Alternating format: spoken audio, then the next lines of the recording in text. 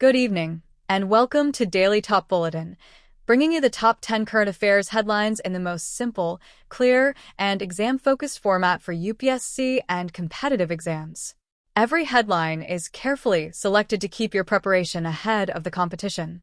Let's begin with today's top 10 news. 8th July 2026. 1 p.m. Modi honored with Indonesia's highest civilian award during state visit. What happened? Prime Minister Narendra Modi concluded a high-profile state visit to Indonesia, July 6-8, 2026, where President Prabowo Subianto conferred upon him Indonesia's highest civilian award to honor his role in elevating the India-Indonesia Comprehensive Strategic Partnership. Key facts to remember. Cultural diplomacy. The two leaders launched the Archaeological Survey of India's, ASI, Conservation and Restoration Project at the 9th century Prambanan Temple compounds, a UNESCO World Heritage Site in Yogyakarta dedicated to the Trimurti, Brahma, Vishnu, and Shiva. Strategic ties. Bilateral cooperation was expanded across critical domains including maritime security in the Indo-Pacific, supply chains for critical minerals, digital public infrastructure, DPI, and food security. 2. Defense Acquisition Council, DAC, clears 52,000 crore Armed Forces Modernization Plan. What happened?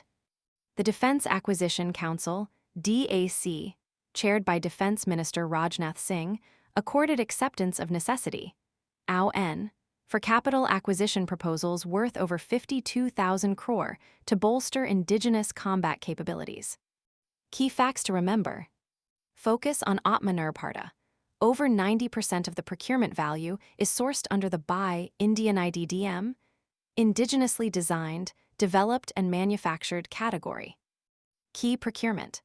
The package includes next-generation electronic warfare suites for the Indian Navy, upgraded light combat armored vehicles for the Army, and long-range precision guided munitions for the Indian Air Force. 3. Union Cooperation Minister launches National Cooperative Insurance Scheme. What happened? Union Home and Cooperation Minister Amit Shah officially launched the National Cooperative Insurance Scheme, aimed at providing comprehensive, low-premium insurance risk coverage to cooperative societies across India. Key facts to remember. Institutional implementation. The scheme is integrated with the newly updated National Cooperative Database to ensure targeted financial security cover to grassroots primary agricultural credit societies, PACS, and dairy cooperatives. Vision. It directly furthers the constitutional mandate and the government's economic vision of Sahakar Si Samriddhi, prosperity through cooperatives. 4. UDISE plus 2025-26 and Performance Grading Index, PGI-2, reports released. What happened? The Union Ministry of Education released the Unified District Information System for Education Plus, UDISE Plus, 2025-26, and the PGI-2 reports, highlighting key shifts in India's school education ecosystem. Key facts to remember. Milestone data. The reports indicated that the total number of school teachers across India has crossed the 1 crore mark, alongside a marked reduction in overall national school dropout rates. Domain leaders. In the Performance Grading Index 2 parameters, Punjab emerged as the leader in learning outcomes, while Kerala along with Puducherry took the top position in terms of educational access. 5. POWRGRID secures JPY 80 billion green loan from Japan Bank for International Cooperation, JBIC. What happened? The Power Grid Corporation of India, Limited, POWRGRID, a Maharatna, CPSE under the Ministry of Power, signed an agreement to secure a Japanese yen JPY 80 billion green loan from JBIC. Key facts to remember. Project purpose. The funding is strictly earmarked for developing dedicated interstate transmission system, ISDS, networks to evacuate large-scale renewable energy, RE, from green corridors. Strategic context. This financing supports India's ambitious climate commitment to establish 500 GW of non-fossil fuel energy capacity by 2030. 6. India hosts BRICS Women's Ministerial Meeting 2026 in Kochi. What happened? India hosted the BRICS Women's Ministerial Meeting in Kochi, Kerala, focusing on women-led development, closing gender gaps in digital literacy, and expanding entrepreneurial opportunities. Key facts to remember. Core theme.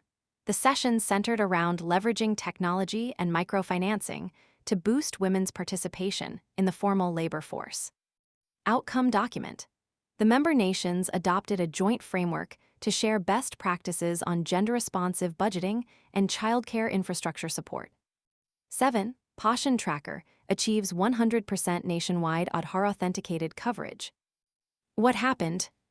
The Ministry of Women and Child Development announced that the Passion Tracker digital platform has successfully achieved nationwide operational mapping across all 28 states and 8 union territories. Key facts to remember. Data and scale. As of July 2026, the real-time ICT platform maintains a live monthly database tracking critical nutrition indicators for over 7.7 crore children using verified Aadhaar-authenticated data. Application. It monitors the Supplementary Nutrition Program, SNP, under Anganwadi services to ensure evidence-based governance, removing structural leakages. 8. Dilip Ispe appointed to SWIFT Global Supervisory Board. What happened? Dilip Ispe, the Managing Director and CEO of the National Payments Corporation of India, NPCI, has been appointed to the Supervisory Board of the Society for Worldwide Interbank Financial Telecommunication, SWIFT. Key facts to remember. Significance. The appointment marks global recognition of India's indigenous fintech and unified payments interface, UPI, success story. About SWIFT. Headquartered in Belgium, SWIFT is a vast messaging network used by financial institutions globally to securely transmit information and instructions through a standardized system of codes. 9. Gujarat High Court upholds death sentence for 38 convicts in 2008 Ahmedabad blasts case. What happened? In a historic legal confirmation, the Gujarat High Court upheld the death penalty awarded by a special court to 38 convicts involved in the 2008 Ahmedabad serial bomb blasts. Key facts to remember. Legal benchmark. This stands as one of the highest numbers of death sentences confirmed in a single terror-related criminal case in India's modern judicial history. Statutory framework. The prosecution and confirmations were carried out under stringent provisions of the Unlawful Activities Prevention Act, UAPA, and Section 302 of the Indian Penal Code, IPC. 10. Telangana government greenlights restoration of historical Char-Kaman gateways. What happened? The Telangana state government granted official administrative sanctions to initiate comprehensive heritage restoration and structural conservation works on the historic Char-Kaman gateways in Hyderabad. Key facts to remember. Historical architecture. Built in 1592 during the reign of the Qutb Shahi dynasty by Sultan Mohammad Quli Qutb Shah, the Char-Kaman consists of 4 ornamental arches surrounding the iconic Charminar. 4 arches.